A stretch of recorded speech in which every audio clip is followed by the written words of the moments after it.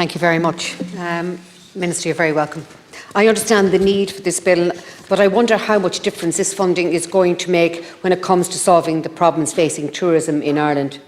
It seems the biggest barrier facing the future of tourism in this country is hotels. The Irish Hotel Federation has warned that a return to the 9% VAT rate may be needed as hospitality industry faces very turbulent times, with forward bookings from Britain and continental Europe are running below 2019 levels. The contracting of hotels across the country by the government for use as emergency accommodation by Ukrainians has created unprecedented levels of hotel scarcity in the country's top tourist destinations, as attested to by the Chief Executive of Fáilte Ireland, Paul Kelly. A breakdown of the contracts awarded by the state reveals deals worth €337 million with 270 hotels and B&Bs across the country between April and September this year.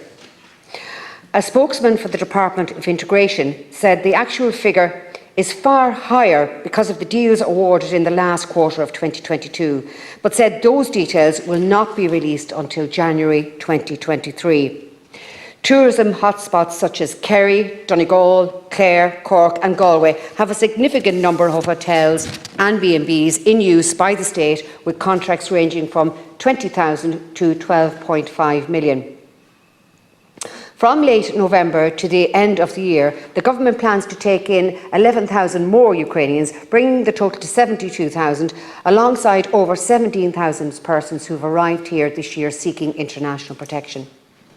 Contracts for 360 of the 500 hotels in contract with the state are up for renewal this month, and the department is expecting the majority to extend their deals. The Irish Tourism Industry Confederation said nearly 1 in every 4 tourism accommodation bedrooms is currently being used to fulfil government contracts, and the number seems to be growing week by week. Hoteliers and hostel owners accommodating over 1,000 Ukrainian refugees are owed millions by the state.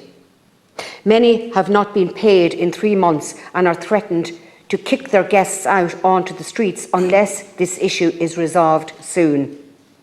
Last month, the Department of Children, which is responsible for housing the Ukrainians, nearly all women and children, admitted difficulties paying people and expressed regret.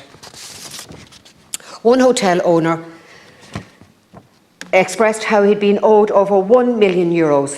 He is housing between 100 to 200 refugees and is feeding them every day. He had to borrow money from the bank so he could keep the Ukrainians on his premises. A department spokesperson said over 650 contractors are providing accommodation for Ukrainian beneficiaries of temporary protection for the Department of Children, Equality, Disability, Integration and Youth.